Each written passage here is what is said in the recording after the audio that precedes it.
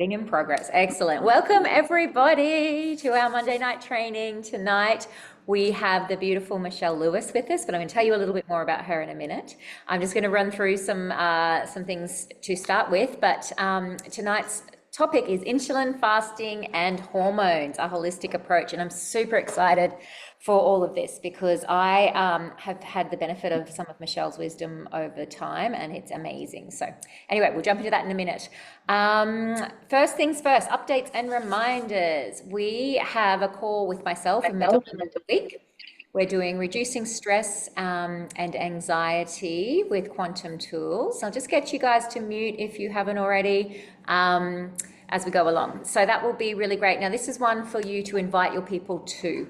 So yeah, feel free to put that out on your socials. We're just going to be talking through, you know, all of the tools, the AO, the hub, the mat, and the infinity wand from that perspective.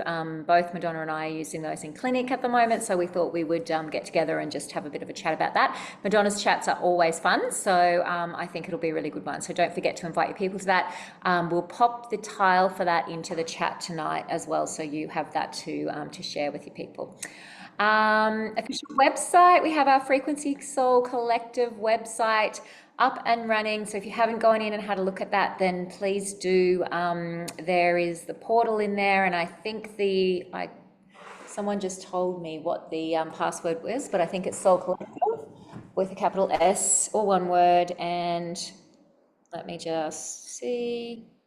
Yes, Soul Collective, all one word. So you can jump in there, you can have a look around the portal. Yeah, it's amazing, and you can share that with people now as well. So if you know, it has all the things on it, it's amazing. I actually have been a bit slack and not gotten in and done that myself yet. The Bali retreat, it's not too late, I think. I don't know, actually. I should have asked Beck about this before we jumped on. Last time I took to Beck, it was not too late. So if you feel like a last minute, I was there last year. It was amazing. And yeah, so much included in that. The Pyramids of Chi is amazing going there. All of it is. I can't even, like, I love Ubud. I love all of the things. And if there's a day spa involved and Beck's organised it, you're guaranteed it's going to be lush. So that will be amazing. And then you also get a lot of business tools and focus. And yeah, it's amazing. It's very, very cool. So yeah, please reach out to Beck because I think there is still time if you want to go. We have the buy two, is it get one free? Yes, can't see it because your heads are in the way. Buy two, get one free is still on. So head to your back office and you can see all the ones that have these little icons on it. That's an incredible offer for this month only. I think I will be stocking up on youth for sure, and yeah, quite a few other things. I did this last year and I can tell you my supplies lasted me a really, really long time because I had a similar deal on last year. It was great, so take advantage of that. Yeah, that's amazing, and that's on until the end of the month. Oh, this month we have receive an AO mask by enrolling 6 people, so that is pretty darn cool. I love my mask. I use it every single day. I did freak someone out the other day because I came to the door and I'm lying on my mat and I've got my mask on and they're like, ooh.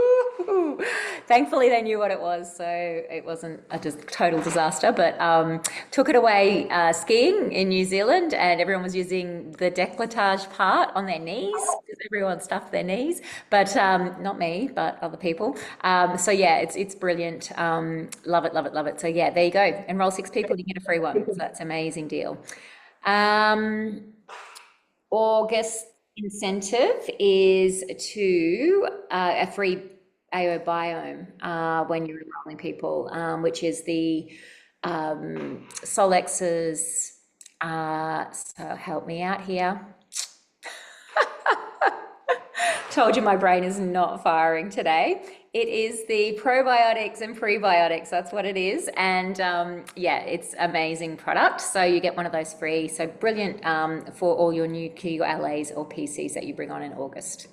With a qualifying order, guys. So that means a subscription and a bundle. Yeah, that you need to do that one with, okay. Okay, so Solix policies and procedures, just an important reminder about this. Look, we've been over this a few times. We've had a few calls about this. We've had some recent interesting happenings around this. Solix are very, very careful that they do not nobody is excluded. Everybody is given the chance to show due cause, but if you repeatedly go against policies and procedures and they have proof of that, then they will take action. And look, they're not asking for much. They're just asking for you not to basically cross recruit. And I think that's fair. That's protecting, your business and my business, everybody's businesses. So yeah, just make sure, if you're in doubt of anything, then just reach out to one of the leadership team and ask the question, and we'll brush up on our knowledge and let you know. But generally, it's common sense, guys. But again, Solix, they want to protect all of us in this business. That's what they're here to do. And so that's the policies and procedures are just there to protect us, like most laws and different things are, right? So yeah, just if you're in doubt, please reach out and ask somebody. And look, they'll always just give you a warning as well. So you'll be let know if you're doing something that's, outside of the policies and procedures, and then it's just up to you to correct that course. So we just wanted to touch on that. And tonight we have the beautiful Michelle Lewis, as I alluded to before. I'm going to stop sharing so I can actually share with you a little bit about Michelle. So she is the founder of her business called Soulful Wisdoms and a former medical scientist with over 20 years in pathology, which I find really fascinating. And I love that. She's an energetic kinesiologist, certified fast like a girl health coach. If you haven't read that book, you need to. There's also her other one, Menopause Reset, which is amazing as well. And a passionate practitioner of human design and medical astrology. But her real wisdom comes from walking through the fire herself, as it does often in our lives, right? So after her own health unraveled at 50, thinking burnout, hormone havoc, and all the mystery symptoms no one could explain, she decided to rewrite the rule book by turning inwards, tuning out the noise, and listening to the deeper wisdom of her body. These days, Michelle guides women who've tried everything and still feel stuck, helping them to heal on all levels: physical, emotional, energetic, and spiritual. She blends science with soul, drawing on fasting, detoxing, medical astrology, and human design to create personalized healing pathways that reconnect women with their intuition, vitality, and true essence. She's warm, wise, and a little bit cheeky, has a gift for making the complex feel simple, and beautifully grounded in both the practical and the mystical. If your body's been whispering or screaming that something's not right, Michelle's here to help you listen and finally find your way home. And we are so lucky to have Michelle as part of our beautiful collective and to be sharing her wisdom here tonight with us. So Michelle, I am going to hand it over to you. To verse us on all of the amazing things. Thank you for being with us tonight and for doing this. I'm super excited to learn more. That's my pleasure. I've been saying I want to do something for a while. I was actually just stepping out of my comfort zone and saying, yes, okay, let's just do a date and then I'll work on the nerves from there. Yeah, that's amazing. And that's how it works, right? Like, it's good, but good on you for being here. And we're all cheering you on. So, we're really keen to learn about this. I think many of us are, either coming up to this, stage in our lives, or are curious about it, or are in it full blown. So I think it's very, very relevant for where we're at. And the fact that you use the AO scan is amazing, because we can, integrate that into it as well, which is great. Awesome. Are you able to share your screen? Did that work? Did we seamlessly do that? Share. Sue Ellen, I might just get you to mute. I'm not sure why I can't mute you.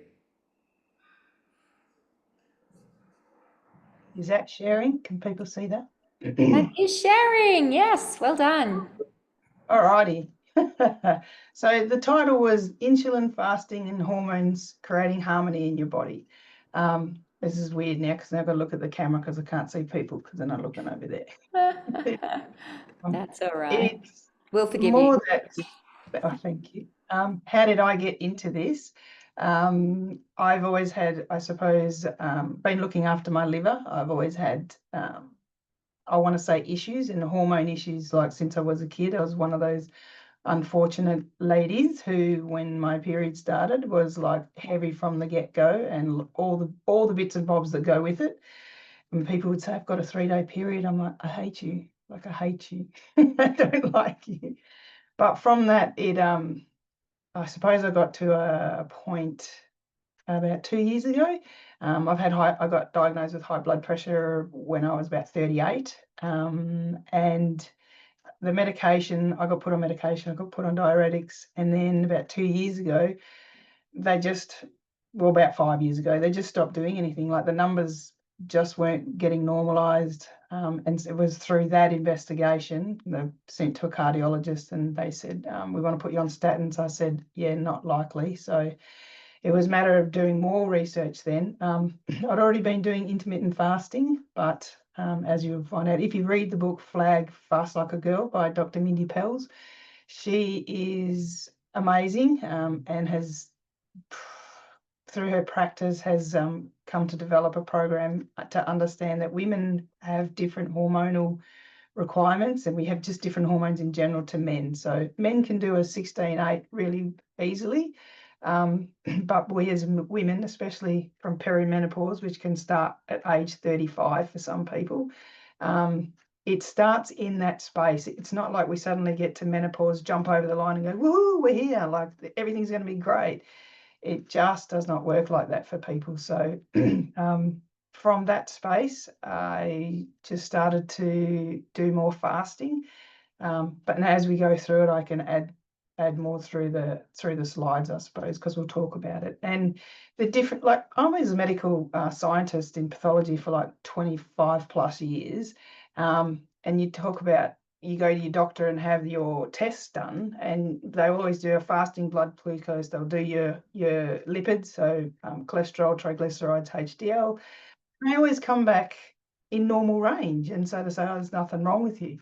And the problem with that is it's not actually glucose that's the problem per se. It's the amount of insulin that we're producing to combat all that glucose that creates the problems in our body. And by the time that your blood glucose starts to show high, you are already pre-diabetic. That's why a lot of you'll see the type 2 diabetics get diagnosed later in life because their body's just decided that they can't do the insulin glucose, I want to say tit for tat anymore. It's just too tired. So that's sort of how I came about into this, is because my liver was, and pancreas was obviously having a problem with the insulin. So yeah, I'll start on this. Let's just see. Okay, what is insulin? It's actually a glucose storage hormone. Like, as I said, I was a scientist for 25 years, and in the labs, people who were diabetics, we would just be testing for their glucose and even a HbA1c, which is actually a measure of, over a period of say 3 months, how well they've been regulating or controlling their sugars. So it's sort of like I do know from personal experience and from talking to clients and patients that a lot of people who take insulin will do things. Oh, I'm going to the doctors. I've got to get my insulin levels down. So for maybe a week, they'll eat properly and do all the right things. But the HbA1c is like a cheat test that says, well, actually, this is what you've been doing, and this is what we need to look at. So insulin works just to think about it, it's actually an anabolic hormone made by your pancreas, and you've got 2 sets of cells. You've got more sets of cells, but your pancreas sits in the middle, just sort of behind your liver, in the middle of your abdomen there. It's the beta cells in the islets of Langerhans, if you want to get all techie with it. Basically, they respond to a message from your, they send a message, to your liver to releases. Let me just start again. The pancreas releases insulin when you've got high blood glucose. So it comes in, grabs it by the hand, and actually helps to move it into the cells. So insulin itself, this is like insulin, and there's a receptor that sits on every cell in your body, and it comes in like a key. So it'll slot into this receptor, and then this channel here opens. So the glucose that's floating around high in your blood can come into the cells to provide energy for the mitochondria to make energy and the cells to actually do what they need to do. It helps to keep your blood glucose in a normal range. Is it? Yeah, I could go way in depth in this, but I don't think that's a good idea. What does it do? It regulates blood sugars after eating. The type of food you eat matters because food comes with inbuilt instructions that tell your body what to do with the energy, because food is just energy that your body needs to use. Therefore, the source of those energy or the calories matters. Carbohydrates break down to glucose, which spikes insulin release, which tells your body there's fuel coming in, there's energy coming in, so stop burning fat and start storing all this energy that's coming in. We'll use it for the first part, and then what you don't use straight away gets stored. And it usually gets stored as glycogen in your liver first, and then your muscles, and then your fat cells. Your fat cells are like the warehouse storage in your body. Protein is a functional fuel, and it breaks down to amino acids, which come with instructions for your body to use them for growth, repair, making enzymes, making neurotransmitters, and building the structures of your body, like your muscles. It's got a milder insulin response than carbohydrates. Oops, and there's a typo for me. Doesn't really drive fat storage. It's more that it's just giving your body the tools and the materials to do things rather than fuel for energy. And then you've got fats, which break down to fatty acids and ketones, and it doesn't really raise insulin hardly at all. It tells the body that you're in a stable state, you're in like a safe, out of fight or flight mode, and you can burn fat for energy, so there's no need to store it. Carbs say store. That's the instruction they give your body. The fats say burn, so you can tap into and burn the immediate fats, and then your liver will convert. A fat cell will open up, and then your liver will use that for fuel to make energy for your mitochondria. And the proteins say build. All right. This is a graph of technically what happens in your body when you eat different macros. So I probably should have started back with the macros as well. I hope everyone knows about macros. Carbohydrates, protein, and fats are our three main macros that we have. Blood glucose level, this could also be actually in insulin. You could put insulin on here instead. It would be the same thing. So when you eat a carbohydrate, so it doesn't matter. I'll just preface by saying this. Imagine your body is like at one of the scanners at the airport, and it sees all different sorts of bags and all different types of things, but it doesn't see like a red bag as opposed to a handbag as to a backpack. Like for them, for your body, it just sees a carbohydrate as a carbohydrate, and that carbohydrate could be a refined carbohydrate, or that carbohydrate could be a vegetable or fruit or something like that. It doesn't distinguish between it. It just gets the instruction from that carbohydrate that says, okay, I'm going to break down to sugar, and therefore when I do that, we're going to have a high, this red one here, we're going to have a high and quick response, like we're going to make glucose really quickly.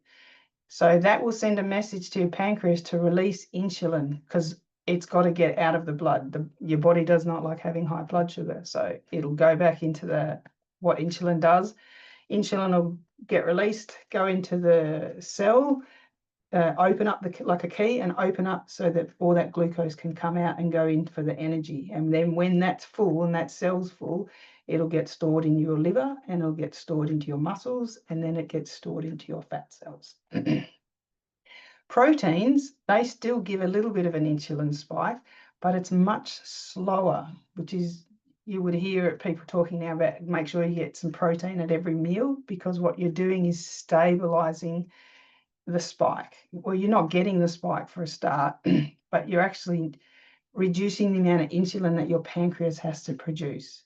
And we'll get back into a bit more of that afterwards. And then fats have a very minimal insulin response. You would have to eat like a bucket load of fat for it to instigate a sort of insulin response.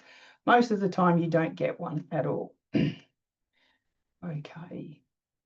So then the problem then becomes hyperinsulinemia, which just means too much insulin. And it's just chronically elevated levels of insulin in the blood. It occurs when blood sugar is continuously high from constant eating and constantly eating the old food pyramid, which had that we need to eat a bucket load of grains and carbohydrates as opposed to less protein and then less fats. So we've all, I don't know, you're probably not all as old as me, but I was a child of the 70s, and that is a really big thing that dictated how we ate, and so what your diet consisted of. So now we're seeing a generation of people who really are insulin resistant because of the way that we've been eating and what we've been doing to our bodies. The scary part is that your blood sugar can look normal for a long, long time because your pancreas will just keep pumping and pumping and pumping out that insulin. But your insulin levels stay raised in your blood.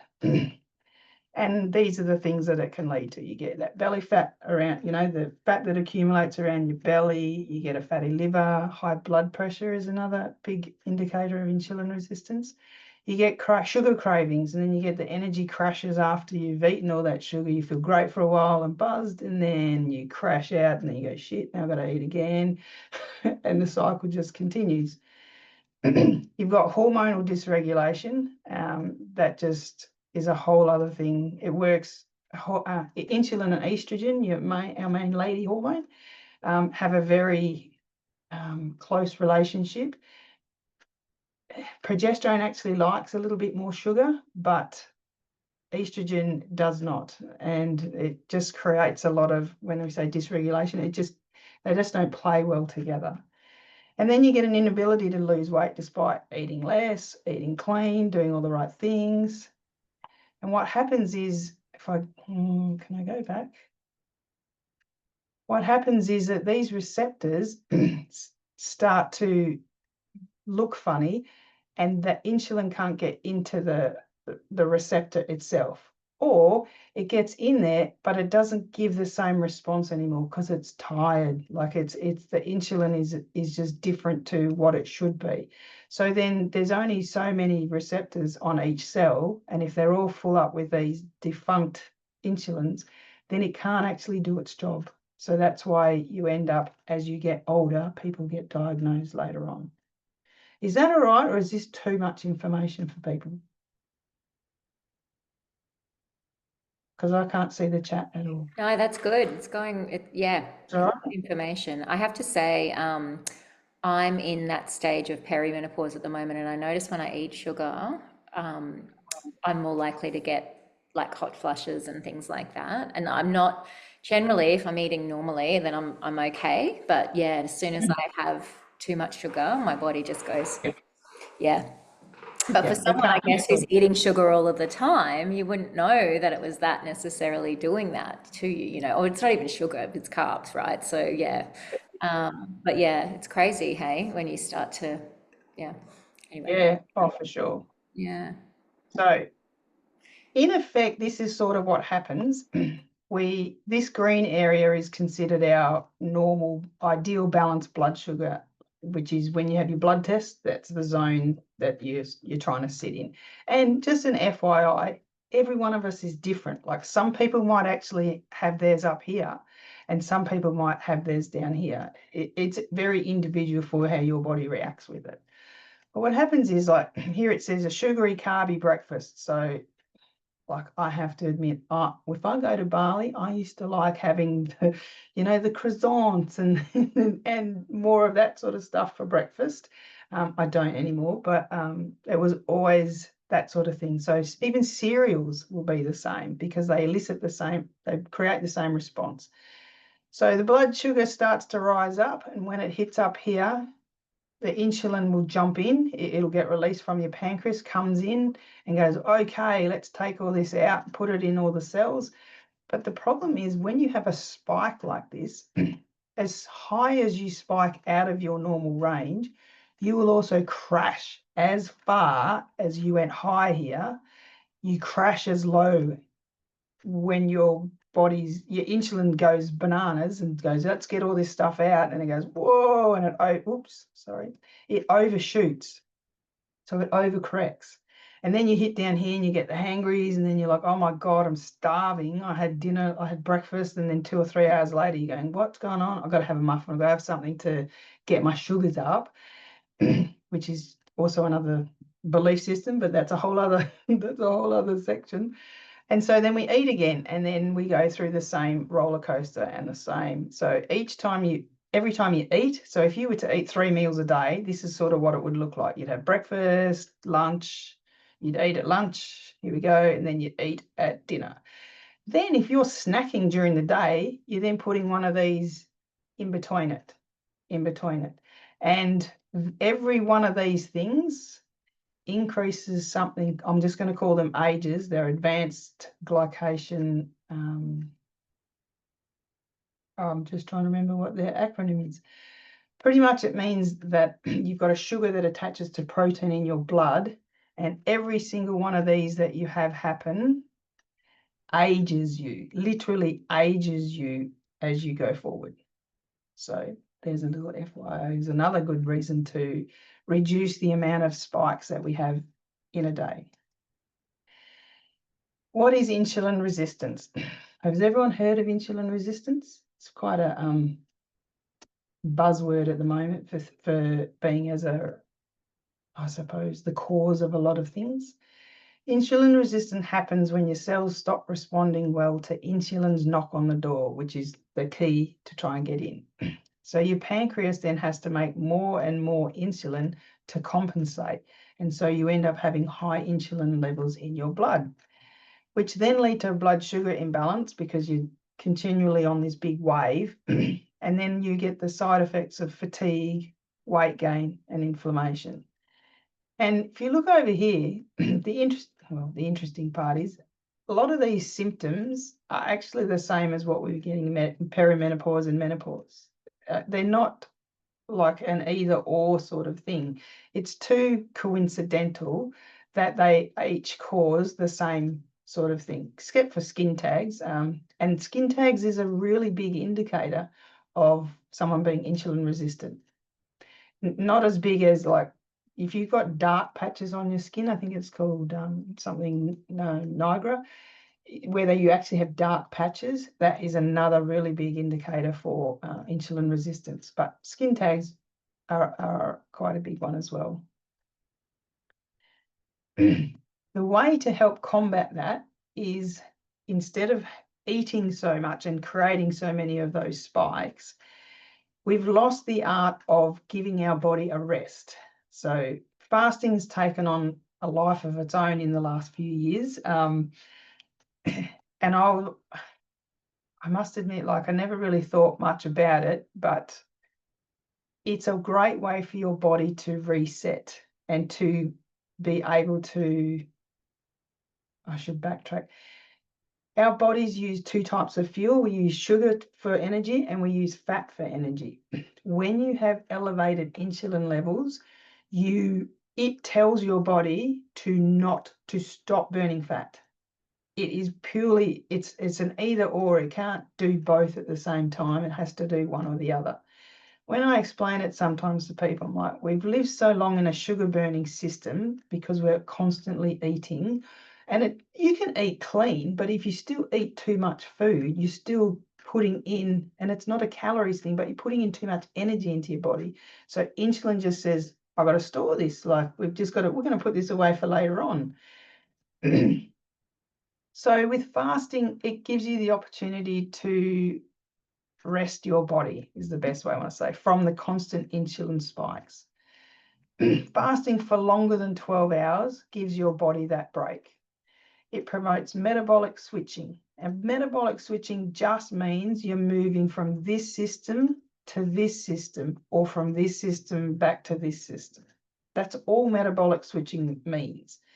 But for some of us, it can be we've been in this sugar burning system for so long that the fat burning system can be sitting there like, and if there's any council workers here, I'm just going to apologise in first. It's like a pack of people sitting around who have been here to do a job, but they're never called on to do the actual job. So then by the time they actually get called on to do the job, they've either forgotten how to do it or they're really rusty, like it's going to take them a while. And that's sort of how I try and explain the two. Switching regularly between them improves the flexibility and reduces metabolic diseases. Metabolic diseases are our diabetes, that's high blood pressure, our cardiovascular problems that we, that have high death rates from. Continuously staying in one state or the other is also not that healthy. Flexibility is the goal. You want to be, your body needs to be able to switch between them to adequately have enough energy to do its things. And teaching your body to switch from one to the other is basically the goal. Fasting is a great tool to get into fat burning. However, if you've been constantly in sugar burning mode and are indeed insulin resistant, then getting your body to flip that switch can be challenging. The benefits of being able to do that means you reduce the amount of inflammation in your body, you improve insulin sensitivity, so that it means that when an insulin finds that receptor, it works straight away. There's no lag, there's no tiredness of like, oh, I can't do my job. You need to grab another one in, you need to grab another one. So where a cell might have needed 1 or 2 insulins originally, when those receptors get tired, they need like 5 or 6. So your pancreas has to produce so much more. Pardon me. Fasting helps insulin resistance because it lowers the overall insulin production. As soon as you go past 10 to 12 hours, your body is starting to look to say, oh, there's no more food coming in. We can start using the stuff out of your liver, the stuff out of your muscles, and then, wow, we're still going. Let's start pulling the fat cells out, crack them open, and let's start using that for energy. This gives the insulin receptors time to reset so that they can become sensitive to the insulin again. It supports weight management and reduces belly fat, which is highly linked to insulin resistance. And there's a whole piece with estrogen and how we break down estrogen that is also linked into this part here.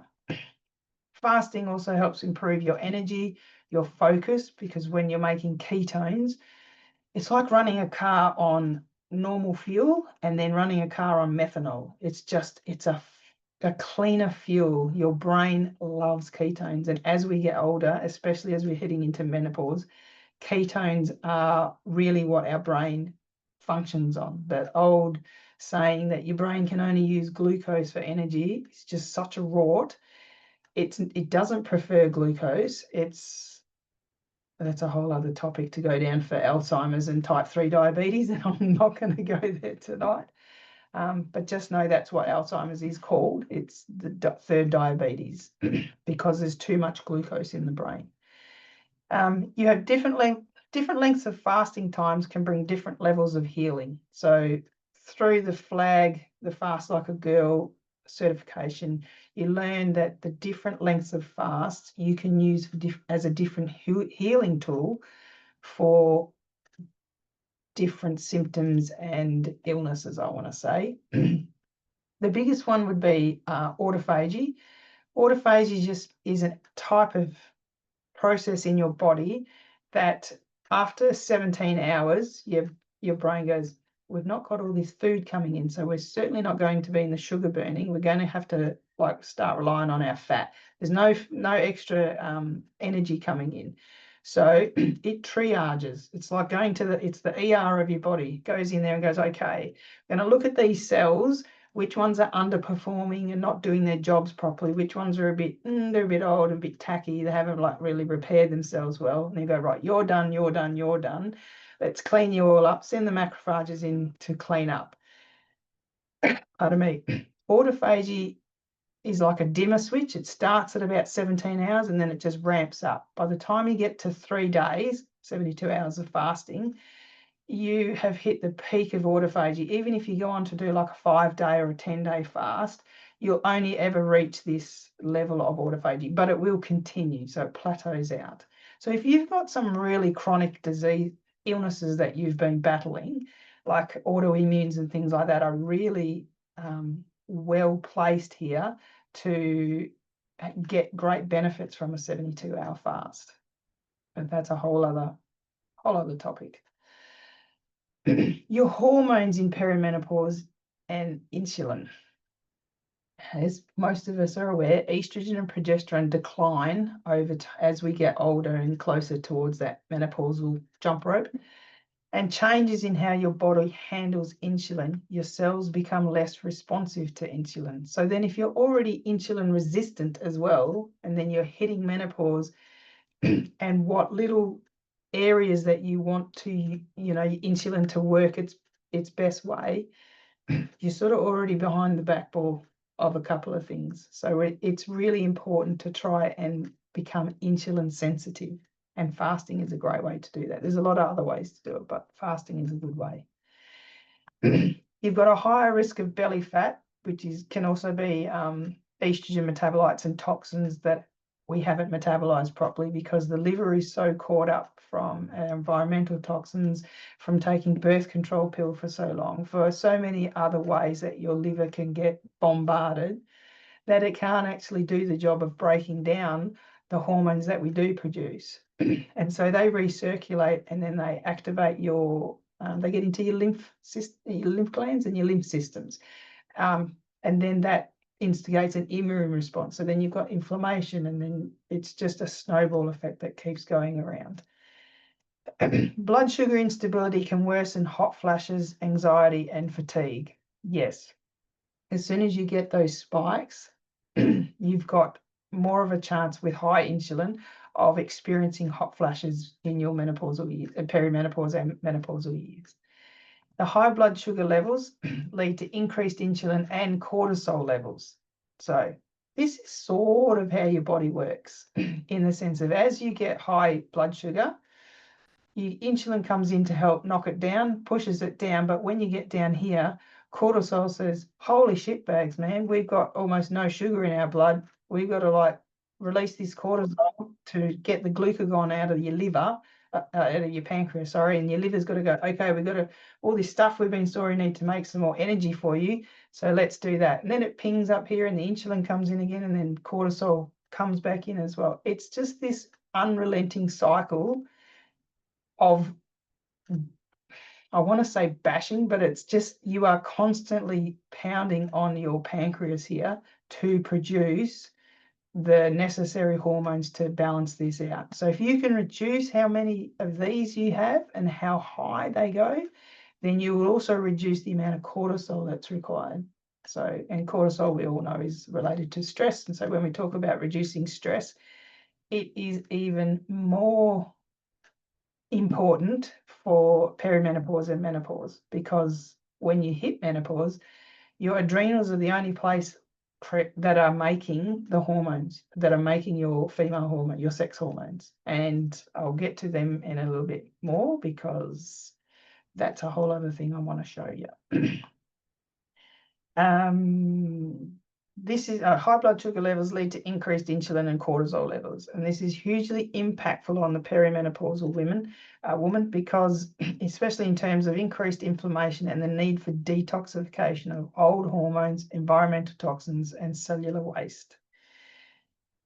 Chronic inflammation leads to high cortisol levels, and with your hormones fluctuating through perimenopause, your body is less able to combat these fluctuations. Where do we go? Adrenals, menopause, and stress hormones. At menopause, the adrenal glands take over from the ovaries in producing estrogen, mainly estrone. So there's 3 types of estrogens that we have in our body. Estradiol comes from the eggs, from your eggs that you produce and from your cycle. When we stop producing eggs, we stop producing estradiol, which is sort of like the anabolic version of our estrogen. It brings in all the good stuff, but we get to a point where we no longer have that great supply anymore, which is when you get all these ups and downs and ups and downs, and a lot of bodily reactions to that coincide with also the cortisol and the insulin, because they work together, like in the graph before. Chronic stress activates the HPA axis, which is the hypothalamus pituitary adrenals. And basically, this is the axis that when you are constantly under stress, your adrenals prioritize making cortisol instead of your sex hormones.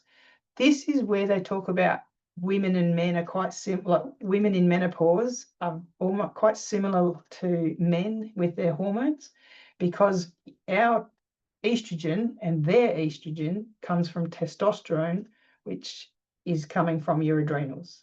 Your adrenals are producing it. So if your adrenals are already under the pump going, I'm so stressed, we've just got to keep this cortisol going, it doesn't have anything left to make your hormones, which is when a lot of people find taking HRT gives them back that that loss. Like, I mean, it doesn't go to the root problem, because you really need to start looking at why you're under so much stress and how much damage that's doing, or not damage, but how that's impacting your ability to actually make female hormones. So long-term stress, lower estrogen, more menopausal symptoms, and you get a slower recovery from things. In peri and menopause, the ovaries produce less estrogen, the adrenals step in, but if you're under chronic stress, they triage resources and make cortisol instead. And this is why stress management is crucial. It directly influences your hormone balance, your symptom severity, and how you feel day to day. This is a real sciencey thing, and I'm not looking for anyone to, I'm just trying to use this as a way to show what happens. There are 3 layers on your adrenal glands, in your adrenal cortex, which is the outside part of it. And there's these 3 pathways that correspond. So you've got your zona glomerulosa, which is this hot pink, the pinky bit at the top there. And that's this pathway here. That's more a pathway that deals with aldosterone, which is something that your body uses through your kidneys. That's working with your kidneys. These 2, this one here, the one in the middle that has all the big area, this is where we triage and make cortisol, where your body, it pushes the pathway this way. So you can already see that if you've got too much need for cortisol because you're so stressed, your body's going to push it this way. And in some places, they call it the pregnenolone steal. So you don't get progesterone, so you'll find that you'll be really, really low. So your GP or that will probably prescribe you progesterone cream. And this is something that you sort of have to, this pregnenolone here, this substrate is, what do I want to say? It's the one that dictates where it's going to go. And if your body keeps asking for cortisol, it's just going to push everything that way. This third little last bit is the zone reticularis, which when you're in menopause, this is how you get your hormones. This androstenedione down the bottom here, this is what creates testosterone and then creates estrogen for us. So if we're staying in this area all the time, we don't get to this.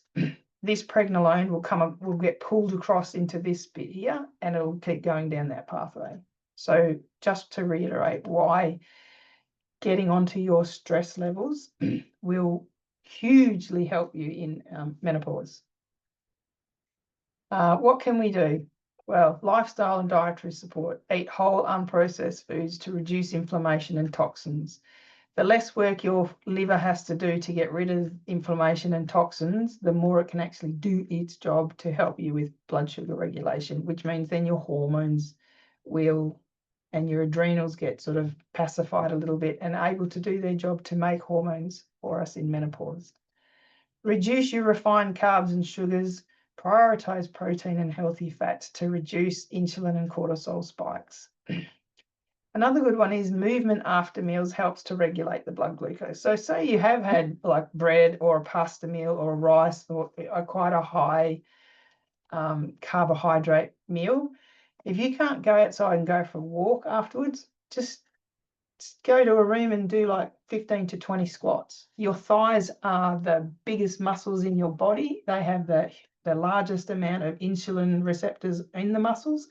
So if you can do like 20 squats, you're already using up a lot of that high blood glucose that is getting fed in from the carbohydrates that you've eaten. So it's not saying you can't ever, you have to stop and not eat all that stuff, but there's little hacks that you can do around that as well.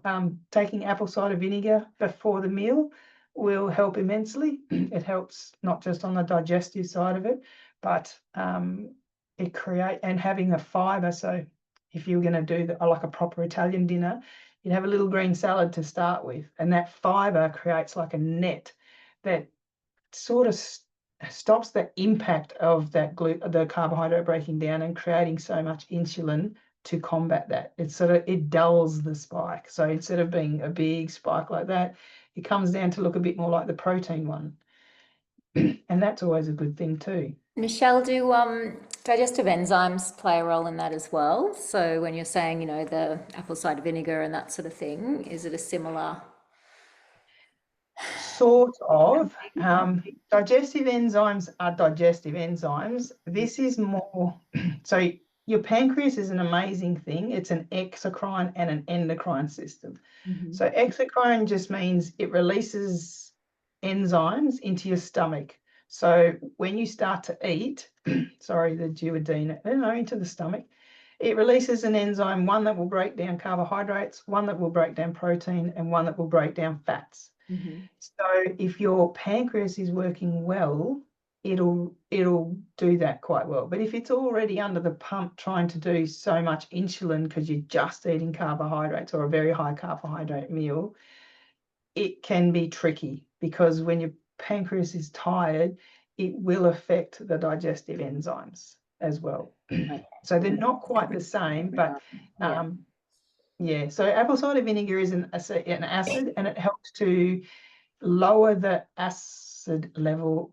Wow, this sounds weird. In a chemistry basis, we call it to lower pH, so it's more acidic, but you're actually creating an environment where those enzymes can work better, because the stomach needs a low pH to work. Those enzymes need that environment. It's like, for me to relax, I need to be on a banana lounge by the pool, or I need to be walking by the beach.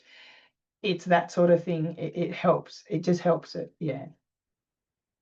The other things you can do is practice intermittent fasting gradually and consistently. And look, I'll admit here, like when I first started fasting and I'd see all these other people's results and go, I'm not making any ketones. Like, what's going on here? And you get all judgy on yourself if you already got eating belief systems that you're trying to battle with. It can be challenging. But it's about how long have I been in this mode that my body hasn't actually been able to do all this conversion. And then your hormones are getting impacted at the same rate. So it just helps to clean up your environment, which is your body. Michelle, I Reduce have a your question as well. How long after you eat can you move? straight away. It's not like you're going for a run. It's not like you're going into heavy exercise where I know with rest and digest, like when you go into parasympathetic, you're going into rest and digest. So you don't want to go for a big run or do anything strenuous after you eat, because that pushes you back into sympathetic. But I would, like, once you've finished your dinner and you've cleaned up, just go out for a walk. Like, just go out for a nice walk. It's also good if you manage to do it while there's just that light afternoon sun and you're getting that double whammy of a circadian hit of telling your body to like stay in rest and digest. It pretty much, what it does is, as you're digesting that food, instead of your body depositing it in your muscles and your liver and your fat cells, it starts using it. So if, say, you've got like a bucket full of it and you go for a walk or you do those squats, then your muscles are going to use up that first before it then gets deposited in. And then, when you finish your walk and you're sitting at home and you're coming down off that digestion, your body doesn't have as much to put in the fat cells, is what I want to say. There's not that excess storage. It's not like a 2-ton truck that's trying to reverse up and stick it in the warehouse. You might be down to just one truck or a car. Does that sort of make sense? You're reducing the amount. Yeah. It can also help to take apple cider vinegar after that meal as well. So if you really want to keep that environment, or if you're struggling with your digestive enzymes, or you think you're not digesting properly, you can do it on either side of it. I've found that is quite helpful. So reducing stress levels, everything is, you can reduce your stress, you just reduce the cortisol. So then you're thereby reducing the insulin impact as well. Oh, okay. How do I use the scanner with this? So the scanner is great because your vitals for me. When Ali first showed me this, I was like, this can't be right. Like, this is really cool. I'm like, look at all these vitals. And I know a lot of people get overwhelmed with it, but with my background, I sit there and go, ooh, look at that. Oh, look at that. Look at that. And just sort of point them all together, I suppose.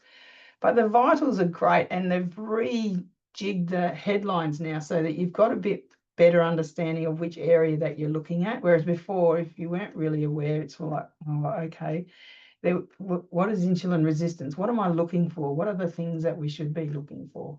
So that's been a really, I use this with myself every day, but I also do it with my family and my clients. These, I would look for the biggest areas for stress in your pancreas, liver, hormones. So I also look for, I always do an inner voice. I probably always do an easy scan because that's the easiest thing to do each day. And it's also going to not overwhelm you too much because you're just getting the things that are 9s and 1s that haven't adjusted. By looking at that, I then go into the inner voice report and look to, I don't always do all 4 of them, I have to admit. If there's a big discrepancy between, say, the top note that's out, if it's really high and the others are sort of closer to the median, I just look at that top one and the lowest one. They're the only two, and then I will look at the vitals that are associated with it because they're the 2 things that are probably impacting it the most. Then I'd just be looking at Cepheid playlists for metabolic balance and blood sugar regulation. So that's your insulin, and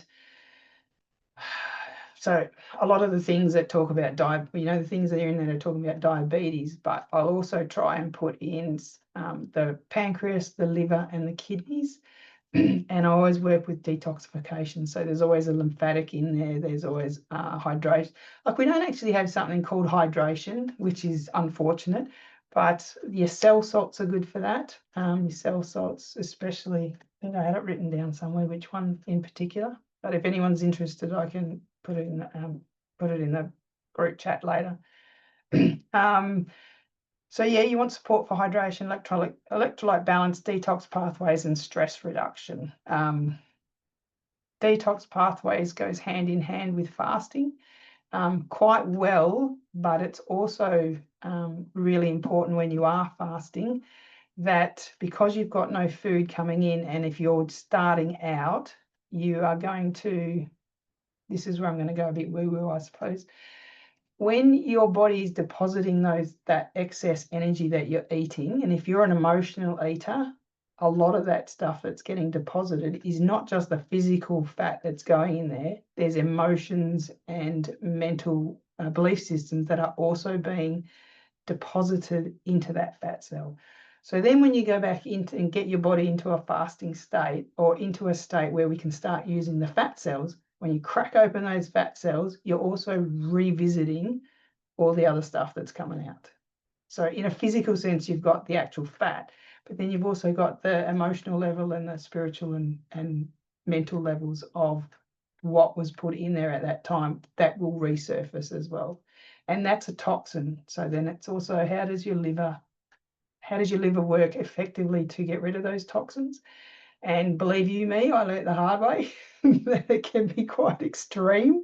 I just did too much too fast, and there was just too much happening. My body just couldn't cope with it. My armpits were just red, raw, and swollen, and all those sorts of things. So you do need to look at detoxing and protocols for that. The biggest one I would tell people is stay hydrated, and I don't just mean drinking water. You need salted water. You need those electrolytes. So that's why in all of my playlists I make for myself or my clients will always have trace minerals in them. The trace minerals from the Energy, Homeo, in the Cephi playlists. And the detox stuff is specific for individuals, and that's where I look at your charts. That's where I'll go into the human design and medical astrology. Go, oh yeah, detox is a big thing for you, and we need to like put that in place before you try and do the rest of it. Go hard on the fasting or go hard on your hormones or anything like that. Someone had described it as, imagine your detox pathways are like filling up the bath. If the drain doesn't drain properly to the outside and backs up all the time, then it doesn't matter what protocol you do to try and clean it up. You've got to have those pathways open. And the three main pathways are your wee, your poo, and your sweat. And so they're the areas that you would look at. They're also, you can do them in the body systems as well. So you can chuck those in with you can run them to check them for yourself. Endocrine system reset and support. And so I would probably always look at, I do a body systems report of the main ones I would do for that would be, digestive, endocrine, lymphatic, and then the bottom two, which is the chemistries and the hormones. And they're they're probably the main three that I would look at to keeping an eye on things. Reducing your stress load. So inner voice is great for that.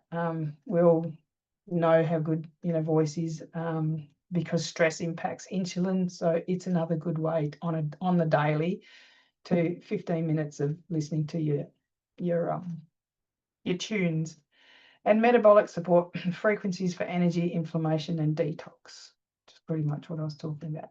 So this would be, say, one I would do for insulin resistance. You've got like diabetes. And diabetes doesn't mean, oh my God, I've got diabetes, that's why I'm putting this in here. It's because diabetes is utilize that particular play, or whatever you want to call it. I don't know what you would call it as a single entity.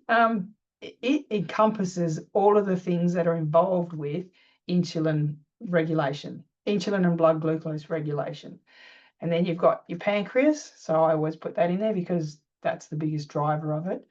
Hypertension, because the hypertension is actually linked to your kidneys. So like hypertension is hugely linked to how well your kidneys balance electrolytes, how well it balances fluids in your body. And so I like to chuck that one in there. Your lymph glands, you can do, if you've got enough room, you can put both in. And these are two different, like this is a quantum frequency and this is a quantum affirmation. So I don't know the behind the scenes of what's in these, like what other frequency list is within that. So I put both in. Weight management, because 9 times out of 10, that is something that people are concerned with and it plays on their minds. And especially going into menopause, where if that's something that's big for you, it was a driver for me to start, for sure. And then I've got health, strength and recovery. Stress-free. If I could put about 5 of these stress-free ones in, I would, because basically it's what you need to reduce your cortisol. We do want energy. Insulinum is a homeopathic, and this one, I'm not even going to try and pronounce it, is especially good for glucose regulation. And you've got diabetes assist, trace minerals, brilliant, anti-stress support, and your solar plexus chakra, because your solar plexus chakra controls your digestion and your adrenals. And that's where a lot of it stems from. And another one I can do would be for fasting. So magnesia I think that's phosphocorium and natrium. This one here, if I could put that in every single one, I would, because that's a really good one for electrolyte balance. Then you got your lymph glands plugged, liver, kidney, pancreas. because when you are fasting and you're not bringing any fuel in, your liver is doing all of the work and your kidneys are filtering all of the stuff coming out of your lymph glands especially, and that's part of that detoxing that I was talking about. And the pancreas, you want to give that a lot of support. Mammary Plus is an interesting one because the first few times it came up, I went, what the hell is, what is this? But Mammary Plus is really good because when I was talking before about estrogen and our liver not breaking down estrogen properly, if anyone's done a Dutch test before, then you probably understand all this. And a Dutch test is done by a naturopath. It's a dried urine test where they're testing your hormones and your adrenal function, really. So it's a cortisol and hormones. The Mammary Plus is a really good one for clearing the detoxification of estrogen metabolites that have also been deposited in your fat cells.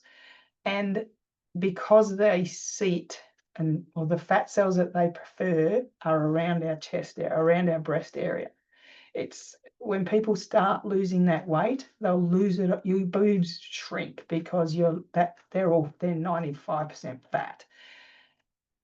And it's also that area all around the back as well. So like your bra strap, and that just seems to be a really concentrated area for Mammary Plus. I throw in body system support because there's so many systems. They do not work alone. They always work together. Your adrenal and thyroid support, self-explanatory, I would have thought. Trace minerals, stress-free again, peace, calm and tranquility, because that's what we're trying to aim for so your body can actually work. Flower essence of Croia, your solar plexus chakra again, and perfect health. Is there another one? Oh, and hormones and insulin resistance. Michelle, we just have a question here. How long would you recommend running the Cephi for, and how frequently? And also, do you do them at night? It depends.